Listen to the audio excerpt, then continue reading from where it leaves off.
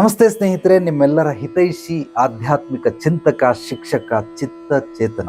ಸ್ನೇಹಿತರೆ, ನೀವು ಕೇಳಿರುವಂತಹ ಪ್ರಶ್ನೆ, ಚಿಂತೆಗಳು ರಾತ್ರಿ ಹೊತ್ತೇ ಯಾತಕ್ಕಾಗಿ ಬರುತ್ತೆ, ಯಾಕೆ ಚಿಂತೆಗಳು ಕಾಡ್ತವೆ ರಾತ್ರಿ ಹೊತ್ತು ಹೆಚ್ಚಾಗಿ? ಸ್ನೇಹಿತರೆ, ವಂಡರ್ಫುಲ್ ಪ್ರಶ್ನೆ. ಇದು ಕೆಲವರಿಗೆ ವಿರುದ್ಧವಾಗಿ ಕೆಲಸ ಮಾಡ್ತವೆ. ಯಾಕೆಂದರೆ ಬೆಳಿಗ್ಗೆಯಿಂದ ಶ್ರಮಪಟ್ಟು ಅತ್ಯದ್ಭುತವಾಗಿ ದೈಹಿಕವಾಗಿ ಬೆವರಿಳಿಸಿ ಬಂದಿರ್ತಾರೆ. ಊಟ ಮಾಡ್ದ ಮಲಗದ, ರಾತ್ರಿ ಮಲಗಿದ್ರೆ ಬೆಳಿಗ್ಗೆ ಅದ್ಭುತವಾಗಿ ನಿದ್ದೆ ಆಗುತ್ತೆ. ಬೆಳಿಗ್ಗೆ ಮೈ ಮುರಿದು ಅಬ್ಬಾ ಒಳ್ಳೆ ನಿದ್ದೆ ಆಯಿತು ಅಂತ ಎದ್ದೇಳ್ತಾರೆ. ಆದರೆ ಕೆಲವರಿಗೆ ರಾತ್ರಿಯೆಲ್ಲ ಚಿಂತೆ. ಯಾಕೆ ಅಂತಂದರೆ, ಹಿಂದಿಲೊಂದು ಸ್ಲೋಗನ್ ಇದೆ, ಚಿತ್ತಕ ಜಡ್ ಹೇ ಅಂತ ಕರೀತಾರೆ. ಅಂದರೆ ಚಿಂತೆ ಅನ್ನೋದು ಚಿತೆ ಸುಡುತ್ತಲ್ಲ ಆ ಬೆಂಕಿ, ಅದರದ ಬುಡ ಅಂತ, ರೂಟ್ ಅಂತ. ಯಾಕೆ ಈ ರೀತಿ ಚಿಂತೆ ಬರುತ್ತೆ ಅಂತಂದರೆ, ನೋಡಿ, ಇಡೀ ಸಮಾಜದಲ್ಲಿ ಎರಡು ರೀತಿ ಕೆಲಸ ಮಾಡುವಂತಹ ಜನಗಳಿದ್ದಾರೆ. ಒಂದು ದೈಹಿಕವಾಗಿ ಶ್ರಮ ಪಡುವಂಥವ್ರು. ನೀವು ರೋಡನ್ನು ಕೆತ್ತನೆ ಮಾಡ್ತಾ ಇರ್ತಾರೆ, ರೋಡಿಗೆ ಟಾರ್ ಹಾಕ್ತಾ ಇರ್ತಾರೆ, ಕಾರ್ಪೆಂಟ್ರು, ವೆಲ್ಡರ್ಸು, ಈ ಮೂಟೆ ಹೊರೋರು, ಇವರೆಲ್ಲ ನೋಡಿ ಫಿಸಿಕಲಿ ಇವರು ಸಿಕ್ಕಾಪಟ್ಟೆ ಶ್ರಮ ಪಡ್ತಾರೆ. ನನಗೆ ಮಾರ್ಕೆಟಲ್ಲಿ ಹೋಗಿ ನೋಡ್ತಾ ಇರ್ತೀನಿ, ಅವ್ರು ನೋಡೋದಕ್ಕೆ ಎರಡು ಕಣ್ಣು ಸಾಲಲ್ಲ. ಯಾವ ಜಿಮ್ಗೆ ಹೋಗಲ್ಲ, ಏನೂ ಇಲ್ಲ, ಬಟ್ ಫುಲ್ ಫಿಟ್ ಆಗಿರ್ತಾರೆ. ಈ 6 ಪ್ಯಾಕ್ ಮಾಡಿರ್ತಾರಲ್ಲ ಜಿಮ್ಮಲ್ಲಿ, ಆ ರೀತಿ ಅವ್ರಿಗೂ 6 ಪ್ಯಾಕ್ ಇರುತ್ತೆ. ಬಟ್ ಜಿಮ್ಮಲ್ಲಿ ಮಾಡಿರೋ 6 ಪ್ಯಾಕ್ ಬೇರೆ, ನ್ಯಾಚುರಲ್ ಆಗಿ ಇವರು ಕೆಲಸ ಮಾಡಿ ಮಾಡ್ಕೊಂಡಿರೋ 6 ಪ್ಯಾಕ್ ಬೇರೆ. ಅವ್ರು ನೋಡೋಕ್ಕೆ ನಿಜವಾಗ್ಲೂ ಆನಂದ ಆಗುತ್ತೆ. ಈ ರೀತಿ ದೈಹಿಕವಾಗಿ ಶ್ರಮ ಪಡೋರು, ಇವ್ರಿಗೆ ಯಾವುದೇ ಚಿಂತೆಗಳಿಲ್ಲ, ಇರುತ್ತೆ, ಊಟ ಮಾಡಿ ಮಲಗಿಬಿಡ್ತಾರೆ. ಆದರೆ ಮೆಂಟಲಿ ಕೆಲಸ ಮಾಡುವಂಥವ್ರು, ಮಾನಸಿಕವಾಗಿ ಕೆಲಸ ಮಾಡುವಂಥವ್ರು, ಈ ಮೆಂಟಲಿ ಸ್ಟ್ರೆಸ್ ಆಗಿರುತ್ತಲ್ಲ, ಇವ್ರಿಗೆ ಹೆಚ್ಚು ಚಿಂತನೆಗಳು ಬರ್ತವೆ. ಇವ್ರಿಗೆ ನಿದ್ದೆ ಬರಲ್ಲ, ಯಾಕೆಂದರೆ ದೈಹಿಕವಾಗಿ ಇವರು ಶ್ರಮ ಪಟ್ಟಿರಲ್ಲ. ಆದ್ದರಿಂದ ಇವ್ರಿಗೆ ನಿದ್ದೆ ಬರೋದು ಸ್ವಲ್ಪ ಕಷ್ಟ.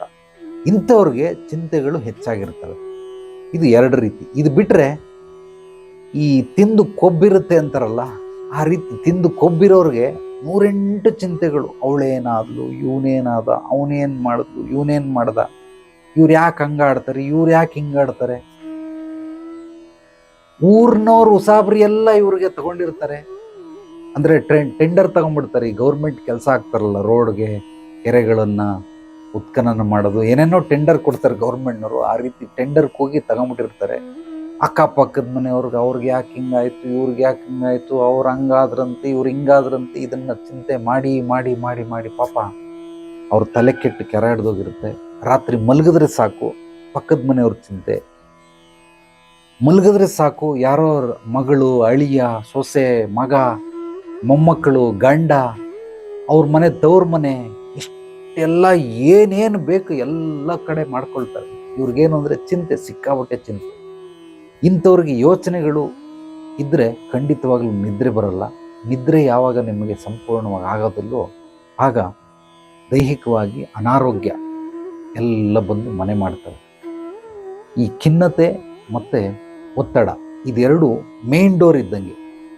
ನಿಮಗೆಲ್ಲ ಕಾಯಿಲೆಗಳು ಒಳಗೆ ಬಂದು ನುಗ್ಗೋದಕ್ಕೆ ಇದು ಎರಡು ಮೇನ್ ಡೋರು. ಹಿಂದ್ಗಡೆ ಒಂದು ಡೋರ್ ಇರುತ್ತೆ, ಮುಂದ್ಗಡೆ ಒಂದು ಡೋರ್ ಇರುತ್ತೆ. ಖಿನ್ನತೆ ಮತ್ತು ಒತ್ತಡ, ಡಿಪ್ರೆಷನ್ ಆ್ಯಂಡ್ ಪ್ರೆಷರ್. ಈ ಪ್ರೆಷರ್, ಒತ್ತಡ ಹಾಕಿ ಹಾಕಿ ಹಾಕಿ ಕುಟ್ಟಿ ಕುಟ್ಟಿ ಕುಟ್ಟಿ ಕುಟ್ಟಿ ಹೇಳಿದ್ದನ್ನೇ ಹೇಳಿ ಹೇಳಿ ಹೇಳಿ ಹೇಳಿ ಹೇಳಿ ನಿಮ್ಮ ತಲೆಯೆಲ್ಲ ಪೂರ್ತಿ ಆ ಒಳಗಡೆ ಇರೋಂಥ ಮೆದುಳಲ್ಲಿರುವಂಥ ಶಕ್ತಿ, ಚೈತನ್ಯ, ಬುದ್ಧಿ, ಜ್ಞಾನ ಎಲ್ಲ ಮಾಯವಾಗ್ಬಿಟ್ಟಿರ್ತದೆ. ಮಾಯ ಆಗಿ ನಿಮಗೆ ಚಿಂತೆಗಳು ಬಂದು ಕಾಡ್ತಾ ಇರ್ತವೆ. ಆದ್ದರಿಂದ ಪ್ರತಿಯೊಬ್ಬ ಮನುಷ್ಯ ನನ್ನ ಕೈಯಲ್ಲಿ ಏನನ್ನ ಮಾಡೋದಕ್ಕೆ ಸಾಧ್ಯವಾಗುತ್ತೆ, ನನ್ನ ಕೈಯಲ್ಲಿ ಇರುವಂಥದ್ದು, ಅಂದರೆ ನಾನು ಬದಲಾವಣೆ ಮಾಡಬಹುದಾದಂಥದ್ದು, ಇದನ್ನು ನಾನು ಬದಲಾವಣೆ ಮಾಡೋಕ್ಕೆ ಆಗಲ್ಲ ಅನ್ನೋದನ್ನು ಬಿಟ್ಬಿಟ್ರೆ ಚಿಂತೆಗಳಿಂದ ನೀವು ಮುಕ್ತಿ ಹೊಂದುತ್ತೀರ. ನಾನು ಇದನ್ನು ಹೇಗೆ ಮಾಡಬೇಕು ಅನ್ನೋದು ಮಾತ್ರ ನೋಡಬೇಕೇ ಹೊರತು, ಈಗ ಇನ್ನೊಬ್ಬರಿಗೆ ಬಲವಂತವಾಗಿ ಕುದುರೆಗೆ ನೀರು ಕುಡಿಸೋಕ್ಕಾಗಲ್ಲ. ಆ ಕುದುರೆಗೆ ಕುಡಿ ಕುಡಿ ಅಂತ ಅಂದ್ಬಿಟ್ಟು ತಲೆ ಬಗ್ಗಿಸಿ ಕುಡಿಸಿದ್ರೆ ಖಂಡಿತವಾಗಿ ಕುಡಿಯಲ್ಲ. ನೀವು ಇನ್ನೂ ಬೇರೆಯವ್ರಿಗೆ ಏನು ಹೇಳಬೇಕು ಅಂದರೆ, ನೋಡಪ್ಪ ಅಲ್ಲಿ ತೊಟ್ಟಿ ಇದೆ, ನೀರಿದೆ, ಯಾವಾಗ ಬೇಕಾದ್ರೂ ಹೋಗಿ ಕುಡಿ ಅಂತ ಅಡ್ರೆಸ್ ಹೇಳ್ಬೋದು ಅಷ್ಟೇ. ಆದರೆ ಇನ್ನೊಬ್ಬರು ತಲೆ ಹಿಡ್ಕೊಂಡು ಕುಡಿ ಕುಡಿ ಮಾಡು ಮಾಡು. ಪಾಪಕರ್ಮ ಅಂದರೆ ಏನು ಅಂದರೆ, ನನ್ನ ಪ್ರಕಾರ ವೈಯಕ್ತಿಕವಾದ ಅನುಭವ, ಇನ್ನೊಬ್ರಿಗೆ ಒತ್ತಾಯ ಮಾಡೋದು, ಬಲವಂತ ಮಾಡೋದು ಇದೆಯಲ್ಲ, ಇದೇ ಪಾಪಕರ್ಮ. ಇದಕ್ಕಿಂತ ದೊಡ್ಡ ಪಾಪಕೃತ್ಯ ಜಗತ್ತಲ್ಲಿ ಯಾವುದೂ ಇಲ್ಲ. ಇನ್ನೊಬ್ಬರಿಗೆ ಬಲವಂತ ಮಾಡೋದು, ಅವನಿಗೆ ಇಷ್ಟ ಇಲ್ಲ ಉಪ್ಪಿಟ್ಟು, ತಿನ್ನು ತಿನ್ನು ತಿನ್ನು ತಿನ್ನು ಅಂತ ಉಪ್ಪಿಟ್ಟನ್ನು ಬಲವಂತವಾಗಿ ತಿನ್ನಿಸೋದು. ಅವನಿಗೆ ಸ್ವೀಟ್ ಇಷ್ಟ ಇಲ್ಲ, ತಿನ್ನು ತಿನ್ನು ತಿನ್ನು ಅಂತ ಬಲವಂತವಾಗಿ ಅವನಿಗೆ ಸ್ವೀಟ್ ತಿನ್ನಿಸೋದು. ಅವ್ರಿಗೆ ಸ್ಮೋಕ್ ಮಾಡೋದು ಇಂಟ್ರೆಸ್ಟ್ ಇಲ್ಲ, ಡ್ರಿಂಕ್ಸ್ ಮಾಡೋದು ಇಷ್ಟ ಇಲ್ಲ, ಅವ್ರಿಗೆ ಸಿನಿಮಾಗೆ ಹೋಗೋದು ಇಷ್ಟ ಇಲ್ಲ, ಅವ್ರಿಗೆ ದೇವಸ್ಥಾನಕ್ಕೆ ಹೋಗೋದು ಇಷ್ಟ ಇಲ್ಲ. ಒಬ್ಬೊಬ್ರಿಗೆ ಒಂದೊಂದು ಅಲರ್ಜಿ, ಅವ್ರಿಗೆ ಆಸಕ್ತಿನೇ ಇಲ್ಲ. ಆದರೆ ಬಲವಂತವಾಗಿ ಬರಬೇಕು ಬರಬೇಕು ಬರಬೇಕು ಬರಬೇಕು ಅಂತ ಚುಚ್ಚಿ ಚುಚ್ಚಿ ಚುಚ್ಚಿ ಮಾಡ್ತಿರಲ್ಲ.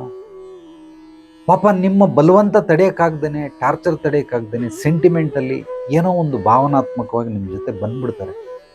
ಆದರೆ ಬಂದರೆ ನೀವು ಖುಷಿ ಪಡ್ತಿರಲ್ಲ, ಓ ಅವ್ರು ಬಂದರು ಅಂತ. ಖಂಡಿತವಾಗ್ಲೂ ನೀವು ತಾತ್ಕಾಲಿಕವಾದ ಖುಷಿ, ಆ ಎಲ್ಲ ಎಷ್ಟು ನೋವು ಅವನು ಅನುಭವಿಸ್ತಾನೆ, ಇಷ್ಟು ಬಲವಂತ ಮಾಡಿದ್ಲಲ್ಲ, ಆ ಕರ್ಮಗಳನ್ನೆಲ್ಲ ನೀವೇ ಹೊತ್ಕೊಳ್ಬೇಕಾಗುತ್ತೆ. ಆದ್ದರಿಂದ ದಯಮಾಡಿ ಬಲವಂತ ಮಾಡಬೇಡಿ ಯಾರಿಗೂ. ನನ್ನ ಕೈಯಲ್ಲಿ ಏನಿದೆ, ನನ್ನ ಕೈಯಲ್ಲಿ ಏನಿಲ್ಲ, ನನ್ನ ಕೈಯಲ್ಲಿ ಇರೋದನ್ನು ನಾನು ನನಗೆ ಸಂಬಂಧಪಟ್ಟಿದ್ದು ನಾನು ಏನು ಬೇಕಾದ್ರೂ ಬದಲಾವಣೆ ಮಾಡ್ಬೋದು. ನಾನು ಇಲ್ಲಿಂದ ಎದ್ದೋಗ್ಬೋದು, ಈ ವಿಡಿಯೋ ಸ್ಟಾಪ್ ಮಾಡ್ಬೋದು, ನಾನು ಟಾಯ್ಲೆಟ್ಗೆ ಹೋಗ್ಬೋದು, ರೀಸಸ್ಗೆ ಹೋಗ್ಬೋದು, ಮಲ್ಕೊಳ್ಬೋದು, ನಾನೆಲ್ಲ ಸಿನಿಮಾಗೆ ಹೋಗಿದ್ರೆ ಸಿನಿಮಾಗೆ ಹೋಗ್ಬೋದು, ಎಲ್ಲ ಟ್ರಿಪ್ಗೆ ಹೋಗಿದ್ರೆ ಟ್ರಿಪ್ಗೆ ಹೋಗ್ಬೋದು. ನನ್ನ ಕೈಯಲ್ಲಿದೆ. ನೀನು ಎಲ್ಲ ಗಂಟು ಮೂಟೆ ಎಲ್ಲ ಕಟ್ಕೊಂಡು ಬಾ ಅಂದರೆ ಖಂಡಿತವಾಗ್ಲೂ ನಮ್ಮ ಕೈಯಲ್ಲಿಲ್ಲ. ಉದಾಹರಣೆ, ನನ್ನ ಕೈಯಲ್ಲಿ ಇರೋದು ಇಲ್ಲದೇ ಇರೋದನ್ನು ಎಕ್ಸಾಂಪಲ್ ಕೊಟ್ಟು ಹೇಳ್ತೀನಿ. ಯಾವುದೋ ಫ್ಲೇವರ್ ಮೇಲೆ ಹತ್ಬಿಟ್ಟಿದ್ದೀರ, ಫುಲ್ ಟ್ರಾಫಿಕ್ ಜಾಮ್ ಆಗೋದಿಲ್ಲ, ಹಿಂದೆನೂ ಹೋಗೋದಕ್ಕಾಗೋದಿಲ್ಲ, ಮುಂದೆನೂ ಹೋಗೋದಕ್ಕಾಗೋದಿಲ್ಲ. ಈಗ ನೀವು ಬಾಯಿ ಬಡ್ಕೊಳ್ಳೋದ್ರಿಂದ ಏನು ಪ್ರಯೋಜನ ಇಲ್ಲ. ಯಾಕೆಂದರೆ ಆ ಒಂದು ಪರಿಸ್ಥಿತಿ ನಿಮ್ಮ ಕೈಯಲ್ಲಿಲ್ಲ. ಈ ಪರಿಸ್ಥಿತಿಯನ್ನು ನೀವು ಅಕ್ಸೆಪ್ಟ್ ಮಾಡಬೇಕಷ್ಟೆ. ಎಲ್ಲಿವರೆಗೆ ಅಕ್ಸೆಪ್ಟ್ ಮಾಡಬೇಕು? ಮುಂದೆ ಎಲ್ಲೋ ಟ್ರಾಫಿಕ್ ಜಾಮ್ ಆಗಿದೆ, ಅದು ಕ್ಲಿಯರ್ ಆದಮೇಲೆ ನೀವು ಮುಂದೆ ಹೋಗ್ಬೇಕು. ಅಲ್ಲಿವರೆಗೂ ನೀವು ಸುಮ್ಮನೆ ಇರಬೇಕು. ಅಂಥ ಸ್ಥಳದಲ್ಲಿ ನಾನೇನು ಮಾಡ್ತೀನಿ, ಪ್ರತಿಯೊಬ್ಬ ಮನುಷ್ಯ ಹುಟ್ಟಿನಿಂದ ಸಾಯುವವರೆಗೂ 2 ಕಡೆ ಅವನ ಅಟೆಂಡೆನ್ಸ್ ಹಾಕೇ ಇರ್ತಾನೆ. ಪರಿಸ್ಥಿತಿ, ಮನಸ್ಥಿತಿಗಳು, ಇದು ನಮ್ಮ ನೆರಳಿದ್ದಂಗೆ ಬಿಟ್ಟು ಹೋಗೋದಿಲ್ಲ ಇದು. ಆದ್ದರಿಂದ ಈಗ ಪರಿಸ್ಥಿತಿ ಹದಗೆಟ್ಟಿದೆ, ಮಧ್ಯದಲ್ಲಿ ನಿಂತ್ಕೊಂಡ್ಬಿಟ್ಟಿದ್ದೀನಿ, ಸಿಗಾಕೊಂಡ್ಬಿಟ್ಟಿದ್ದೀನಿ. ಈಗ ನನ್ನ ಮನಸ್ಥಿತಿಯನ್ನು ಬದಲಾಯಿಸ್ಕೊಳ್ತೀನಿ. ನಾನೇನು ಮಾಡ್ತೀನಿ, ಇಯರ್ಫೋನ್ ಹಾಕ್ಕೊಳ್ತೀನಿ ಅಥವಾ ಹೆಡ್ಫೋನ್ ಹಾಕ್ಕೊಳ್ತೀನಿ, ಆರಾಮಾಗಿ ಹಾಡು ಕೇಳ್ತೀನಿ. ನನಗಿಷ್ಟ ಆಗಿರೋ ಭಾವಗೀತೆ ಕೇಳ್ತೀನಿ, ಭಕ್ತಿಗೀತೆ ಕೇಳ್ತೀನಿ, ತತ್ವಪದಗಳನ್ನು ಕೇಳ್ತೀನಿ, ನೀತಿಗೀತೆ ಕೇಳ್ತೀನಿ, ಸಿನಿಮಾ ಗೀತೆಗಳನ್ನು ಕೇಳ್ತೀನಿ, ಮೆಲೋಡಿಯಸ್ ಆಗಿರೋಂತಹ ಸಿನಿಮಾ ಗೀತೆಗಳನ್ನು ಕೇಳ್ತೀನಿ. ಅಥವಾ ಯಾವಾಗಲೂ ಬ್ಯಾಗಲ್ಲಿ ಪುಸ್ತಕ ಮತ್ತು ಪೆನ್ ಇರುತ್ತೆ, ಕುಂತ್ಕೊಂಡು ತತ್ವಪದಗಳನ್ನು ಬರಿತೀನಿ, ಕೋಟ್ಸ್ ಬರಿತೀನಿ, ನುಡಿಮುತ್ತು, ಶುಭ ನುಡಿ, ಹಿತನುಡಿ, ಈ ರೀತಿ ಕೋಟ್ಸ್ಗಳನ್ನು ಬರಿತೀನಿ. ಅಥವಾ ಒಂದಷ್ಟು ಪುಸ್ತಕಗಳನ್ನು ಬರಿತಾ ಇದ್ದೀನಿ, ಆ ಪುಸ್ತಕಕ್ಕೆ ಬೇಕಾಗಿರೋಂಥದ್ದೆಲ್ಲವನ್ನು ಬರ್ಕೊಳ್ತೀನಿ. ನಾನು ಸಮಯ ವ್ಯರ್ಥ ಮಾಡೋದಿಲ್ಲ, ಅದ್ಭುತವಾಗಿ ಆ ಸಮಯವನ್ನು ಸದುಪಯೋಗ ಪಡಿಸ್ಕೊಳ್ತೀನಿ. ಯಾಕೆ ಅಂದರೆ ಅಲ್ಲಿ ಯಾರಿಗೋ ನಾನು ಪ್ರಾಮಿಸ್ ಮಾಡಿಬಿಟ್ಟಿರ್ತೀನಿ ಬರ್ತೀನಿ ಅಂತ, ಅಥವಾ ನಾನು ಹೋಗೋಷ್ಟರಲ್ಲ ಅವ್ರು ಯಾರೋ ಹಾಸ್ಪಿಟ್ಲಲ್ಲಿದ್ದರೆ ಸತ್ತು ಹೋಗ್ಬೋದು. ಬಟ್ ನಾನು ಇಲ್ಲಿ ಏನೇ ಬಾಯಿ ಪಡ್ಕೊಂಡ್ರು ಕೂಡ ನಾನು 4 ಕಿಲೋಮೀಟರ್ ದಾಟಿ ಅಲ್ಲಿರೋ ಟ್ರಾಫಿಕ್ನೆಲ್ಲ ಕಳಿಸಿ, ಅಥವಾ ಮೈಕ್ ಹಿಡ್ಕೊಂಡು, ಅಪ್ಪ ನಮ್ಮಮ್ಮ ಹಾಸ್ಪಿಟ್ಲಲ್ಲವ್ರೆ, ನಮ್ಮ ಚಿಕ್ಕಮ್ಮ ಹಾಸ್ಪಿಟ್ಲವ್ರವ್ರೆ, ನಮ್ಮ ಅತ್ತೆ ಹಾಸ್ಪಿಟ್ಲಲ್ಲವ್ರೆ, ದಯಮಾಡಿ ಜಾಗ ಬಿಡಿ. ಅಲ್ಲೇನಾದರೂ ಆ್ಯಂಬ್ಯುಲೆನ್ಸ್ ಬಂದರೂ ಕೂಡ ಅದನ್ನು ನಿಂತ್ಕೊಳ್ಬೇಕೇ ಹೊರತು ಅದು ಮುಂದೆ ಹೋಗೋದಕ್ಕೆ ಸಾಧ್ಯವಿಲ್ಲ. ಯಾಕೆಂದರೆ ಮುಂದ್ಗಡೆ ಎಲ್ಲೋ 1 ಕಿಲೋಮೀಟರ್ 2 ಕಿಲೋಮೀಟರ್ ಟ್ರಾಫಿಕ್ ಜಾಮ್ ಆಗ್ಬಿಟ್ಟಿದೆ. ವಾಪಸ್ ಹಿಂದೇನೂ ಹೋಗೋಕ್ಕಾಗಲ್ಲ, ಯಾಕೆಂದರೆ ಹಿಂದ್ಗಡೆ ಎಲ್ಲ ಗಾಡಿ ಬಂದ್ಬಿಟ್ಟಿರ್ತವೆ. ಇಲ್ಲೇನು ಒಂದು 30 ಸೆಕೆಂಡ್ ಬಿಟ್ಟರೆ ಸಾಕು, ಎಲ್ಲ ತುಂಬ್ಕೊಂಡ್ಬಿಡ್ತವೆ. ಆಗಿರೋದ್ರಿಂದ ಇದು ನಿಮ್ಮ ಕೈಯಲ್ಲಿ ಇಲ್ಲ. ಇಲ್ಲದೇ ಇರೋದನ್ನು ಅಕ್ಸೆಪ್ಟ್ ಮಾಡ್ಕೊಳ್ಳಿ, ಇರೋದನ್ನು ಅದ್ಭುತವಾಗಿ ಸಾಗಿ. ನೀವು ಮಾಮೂಲಿ ಟೈಮಲ್ಲಿ ಹೋಗ್ತೀರಾ, ಅವಾಗಲೂ ಮಧ್ಯದಲ್ಲಿ ಬಂದಿದ್ದೀರಾ, ಮುಂದೆ ಬೇಕಾದ್ರೂ ಹೋಗ್ಬೋದು, ಹಿಂದೆ ಬೇಕಾದ್ರೂ ಹೋಗ್ಬೋದು. ಒನ್ ವೇನೇ ಅದು, ಪರವಾಗಿಲ್ಲ. ಕೆಲವ್ರು ಬೈದ್ರೆ ಬೈಗಳು ವಾಪಸ್ ಹೋಗ್ಬಿಡ್ಬೋದು. ಯಾಕೆಂದರೆ ಈಗ ನಿಮ್ಮ ಕೈಯಲ್ಲಿ ಇದೆ ಅದು. ಅದಕ್ಕೇನೋ ಪೊಲೀಸ್ನವ್ರ ಕೈಯಲ್ಲಿ ಸಿಗಾಕೊಂಡ್ರೆ ದಂಡ ಕೊಡ್ತಾರೆ, ಅದೇನಾದರೂ ಮಾಡ್ತಾರೆ, ಒಟ್ಟಿನಲ್ಲಿ ವಾಪಸ್ ಬರೋದು ನಿಮ್ಮ ಕೈಯಲ್ಲಿದೆ, ನಿಮ್ಮಿಷ್ಟ. ಆದರೆ ಟ್ರಾಫಿಕ್ ನಿಮ್ಮ ಕೈಯಲ್ಲಿಲ್ಲ. ಅದೇ ರೀತಿ ಇನ್ನೊಬ್ಬರ ಮನಸ್ಥಿತಿಯನ್ನು ಬದಲಾಯಿಸೋದು ನಿಮ್ಮ ಕೈಲಿಲ್ಲ. ಇನ್ನೊಬ್ಬರ ಇಷ್ಟ ಕಷ್ಟಗಳನ್ನು ನೀವು ಬಲವಂತವಾಗಿ ಇದನ್ನೇ ಮಾಡು ಅನ್ನೋದು ನಿಮ್ಮ ಕೈಲಿಲ್ಲ. ಅವ್ರಿಗೆ ಏನು ಬೇಕು ಅದು ಮಾಡ್ಕೊಳ್ತಾರೆ, ಏನು ಬೇಕು ತಿಂತಾರೆ, ಹೆಂಗೆ ಬೇಕು ಹಂಗಿರ್ತಾರೆ. ಆದರೆ ನೀವು ಹಿಂಗೆ ಇರು ಅಂತ ಅವ್ರಿಗೇನಾದರೂ ಹೇಳಿದ್ರೆ, ಅವ್ರೇನಾದರೂ ಇರಲಿಲ್ಲ ಅಂದರೆ ನೀವು ಕೋಪಿಸ್ಕೊಳ್ತೀರಾ, ನಿರಾಶೆ ಆಗುತ್ತೆ, ಹತಾಶೆ ಭಾವ ಮೂಡುತ್ತೆ. ನೀವು ನಿಮ್ಮ ಒಳಗಡೆ ಇರೋಂತಹ ರಕ್ತ ಕುದಿಯೋದಕ್ಕೆ ಸ್ಟಾರ್ಟ್ ಆಗುತ್ತೆ. ನಾನು ಹೇಳಿದ್ದನ್ನು ಕೇಳಲಿಲ್ವಲ್ಲ ಅಂತ ಈಗೋ ಬರ್ತದೆ. ಈಗೋಗೆ ಹರ್ಟ್ ಆಗುತ್ತೆ, ಅಹಂಕಾರಕ್ಕೆ ಧಕ್ಕೆ, ಅಲ್ಲಿ ಸ್ವಾಭಿಮಾನ ಬಂದ್ಬಿಡುತ್ತೆ. ಅದು ಸ್ವಾಭಿಮಾನ ಅಲ್ಲವೇ ಅಲ್ಲ, ಆದರೆ ನೀವು ತಿಳ್ಕೊಳ್ಳೋದು ನಾನು ಹೇಳಿದ್ದನ್ನು ಕೇಳಲಿಲ್ಲ. ಇದೆಲ್ಲವೂ ಕೂಡ ಖಂಡಿತವಾಗ್ಲೂ ಬಂದು ಇದು ನಿಮ್ಮ ತಲೆಯನ್ನು ಹಾಳು ಮಾಡುತ್ತೆ. ಆದ್ದರಿಂದ ನನ್ನ ಕೈಯಲ್ಲಿರುವಂಥದ್ದು ನನ್ನ ಕೈಯಲ್ಲಿ ಇಲ್ಲದೇ ಇರೋಂಥದ್ದನ್ನು ಬಿಟ್ಬಿಡಿ ಅಲ್ಲ, ಅದನ್ನು ಗಮನಿಸಲೇಬೇಡಿ. ನನ್ನ ಕೈಯಲ್ಲಿ ಏನಿದೆ, ನಾನು ಏನು ಮಾಡಬಹುದು, ಏನು ಮಾಡೋದಕ್ಕೆ ಸಾಧ್ಯವಿದೆ, ಇಷ್ಟನ್ನು ಮಾತ್ರ ನೀವು ನೋಡಿಕೊಂಡ್ರೆ ಅದ್ಭುತವಾದಂತಹ ಬದುಕು ನಿಮ್ಮದಾಗುತ್ತೆ, ಸಾರ್ಥಕಮಯವಾದಂತಹ ಬದುಕು ನಿಮ್ಮದಾಗುತ್ತೆ. ಯಾರಿಗೆ ಯಾವುದೇ ರೀತಿ ಸಮಸ್ಯೆಗಳಿರಲಿ, ತೊಂದರೆಗಳಿರಲಿ, ಕಷ್ಟಗಳಿರಲಿ, ಕುಂದುಕೊರತೆಗಳು, ಅಡೆತಡೆಗಳಿರಲಿ, ಅನಾರೋಗ್ಯ ದೈಹಿಕವಾಗಿ, ಮಾನಸಿಕವಾಗಿ, ಆತ್ಮಿಕವಾಗಿ, ಸೂಕ್ಷ್ಮವಾಗಿರಲಿ, ಸ್ಥೂಲವಾಗಿರಲಿ, ಎಲ್ಲ ರೀತಿ ಸಮಸ್ಯೆಗಳಿಗೆ ನಮ್ಮ ಆಧ್ಯಾತ್ಮಿಕ ಕೇಂದ್ರದಲ್ಲಿ ಪರಿಹಾರ ಸಿಗುತ್ತೆ. ನೇರವಾಗಿ ಬಂದು ಭೇಟಿ ಮಾಡಿ. ಪರಿಹಾರದ ಜೊತೆಗೆ ನಿಮಗೆ ನಿರಂತರವಾದ ಬೆಂಬಲ ಮತ್ತು ಮಾರ್ಗದರ್ಶನವು ಇಲ್ಲಿ ಸಿಗುತ್ತೆ. ನಿಮ್ಮ ಯಶಸ್ಸು, ಕೀರ್ತಿ, ಗುರಿ ಸಾಧನೆಗೆ ಹಂತ ಹಂತವಾಗಿ ಏನೇನು ನಿಮಗೆ ಮಾರ್ಗದರ್ಶನ ಬೇಕು ಅದೆಲ್ಲವೂ ಕೂಡ ಇಲ್ಲಿ ಸಿಗುತ್ತೆ.